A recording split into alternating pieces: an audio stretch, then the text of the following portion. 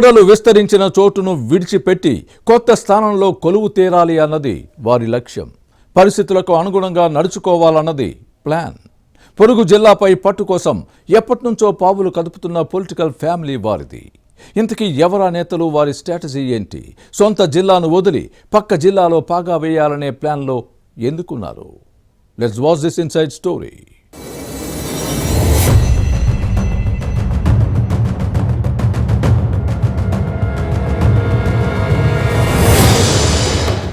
Botsa Satyanarayana alias Satyababu, Machi Srinivasarao alias చిన్న Srinu. Uttarandhra politics పరిచయం అవసరం లేని పేర్లు. 2.5 దశాబ్దాల రాజకీయ జీవితంతో ఉన్నత స్థాయికి చేరుకున్నారు. పొలిటికల్ కెరీర్ అన్న తర్వాత ఆటుపోట్లు, ఒడిదుడుకులు, గెలుపు ఓటములు తప్పవు. విజయనగరం జిల్లా రాజకీయాలను శాసించిన బొత్స ఫ్యామిలీ జిల్లా అంతటా విస్తరించి ఉంది. కానీ ఈసారి ఎన్నికల్లో వీరికి గట్టి ఎదురు దెబ్బలు తగిలాయి. విజయనగరం జిల్లాలో సత్యబాబుకు ఈయన మేనల్లుడు చిన్నశ్రీను సారథ్యం వహించిన విజయనగరం, పార్వతీపురం జిల్లాల్లో ఫ్యాన్ పార్టీ ఘోర పరాజయం పాలైంది. చిన్నశ్రీను జిల్లా పరిషత్ చైర్మన్ గా కొనసాగుతున్నప్పటికీ రాష్ట్రంలో ఏ పార్టీ అధికారంలో ఉంటే ఆ పార్టీ వైపు స్థానిక సంస్థల ప్రతినిధులు మొగ్గు చూపుతారు.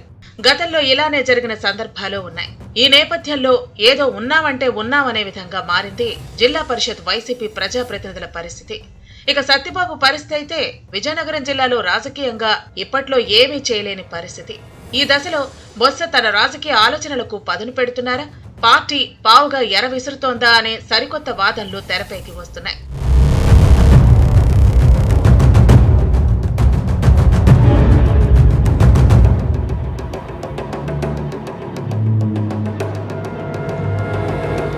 ప్రతిసారి ఎన్నికల ముందు ఓడిపోతే ఎన్నికల తర్వాత సత్యబాబు పార్టీ మారిపోతారనే ప్రచారం కామన్ గా మారింది. ఈ మాట ఓ స్థాయిలో మారుమోగిపోవటం ఇక్కడ పరిపాటైపోయింది. ఈ ప్రచారం వీరు క్లారిటీ ఇవ్వరు, అలా అని సమర్థించరు. అయితే సత్యబాబు రాజకీయ చరిత్రలో మొన్నటి ఎన్నికలతోనే సరికొత్త అధ్యాయం ప్రారంభించారు. తన పొరుగు జిల్లా విశాఖపట్నం పాలిటిక్స్ పై దృష్టి పెట్టారు.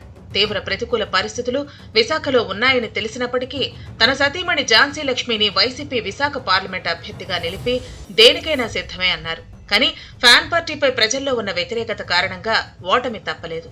వైసీపీ నేతలు విశాఖే రాష్ట్ర రాజధాని అని చెప్పినా, రాష్ట్ర ఆర్థిక రాజధాని విశాఖ అని టీడీపీ చెబుతున్నా సాగర నగరం ఆంధ్రప్రదేశ్ కు ఓ వరం. బొత్స సత్యనారాయణ ఈ విషయాన్ని బాగా ఆకళింపు చేసుకున్నారు. అందుకే తన రాజకీయాలను విశాఖకు విస్తరిస్తున్నారు.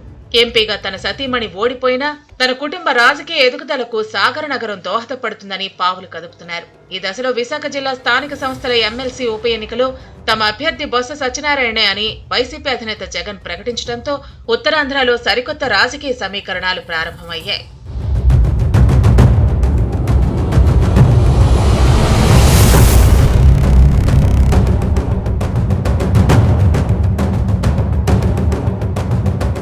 విశాఖ జిల్లా వైసీపీలో బొత్స కుటుంబాన్ని వ్యతిరేకించే వారి సంఖ్య ఎక్కువే. అయితే ప్రతికూల పరిస్థితులను కూడా అనుకూలంగా మలుచుకోవడంలో సత్యబాబు సిద్ధహస్తుడనే టాక్ లేకపోలేదు. విజయనగరం జిల్లాలో మరో 5 ఏళ్లు పాలనాపరమైన అంశాల్లో వేలు పెట్టే అవకాశం లేదు. ఎంతో భవిష్యత్తు ఉన్న విశాఖలో ఉనికి చాటుకోవటమే సరైన మార్గం అనే ధోరణిలో ఈ నేత ఉన్నారట. మరికొందరైతే ఇందుకు భిన్నంగా స్పందిస్తున్నారు. ఒకప్పుడు ఉమ్మడి ఆంధ్రప్రదేశ్ ముఖ్యమంత్రి రేసులో ఉన్న బొత్స ఇప్పుడు ఎమ్మెల్సీ అభ్యర్థిగా బరిలో దిగుతున్నారా, సత్యబాబు జంప్ అయిపోతారేమోనని ఎమ్మెల్సీ అభ్యర్థిగా జగన్ నిలబెడుతున్నారనే చర్చ జిల్లాలో సాగుతోంది.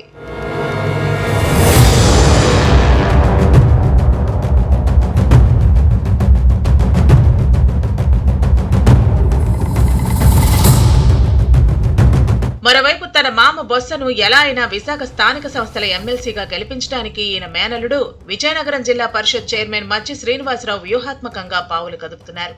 అరకు, పాడేరు ప్రాంతాల్లో ఉన్న నాయకులతో సంప్రదింపులు ప్రారంభించారు. విజయనగరం జిల్లా సరిహద్దు విశాఖ జిల్లాలోని పలు ప్రాంతాల్లో జడ్పీటీసీలు, ఎంపీటీసీలను కలుస్తున్నారు. ఇందుకోసం విజయనగరం నుంచే చక్రం తిప్పుతున్నారు. వైఎస్ఆర్ హయాంలో మంత్రిగా, ఉమ్మడి ఆంధ్రప్రదేశ్ పీసీసీ అధ్యక్షుడిగా పనిచేసినప్పుడే విశాఖలో రాజకీయంగా, ఆర్థికంగా పట్టు కోసం బొత్స బలమైన పునాదులు వేసుకున్నారు. ఈ జిల్లా స్థానిక సంస్థల ఎమ్మెల్సీ ఎన్నికల్లో బొత్స గెలుపు, ఓటములు ఎలా ఉన్నా సొంత జిల్లా విజయనగరంలో పోటీ చేసే అవకాశాలకు బాగా దూరం అవుతున్నారని లోకల్ టాక్. సత్యబాబు రాజకీయ భవితవ్యం ఎలా ఉంటుందో కాలమే నిర్ణయించాలి మరి.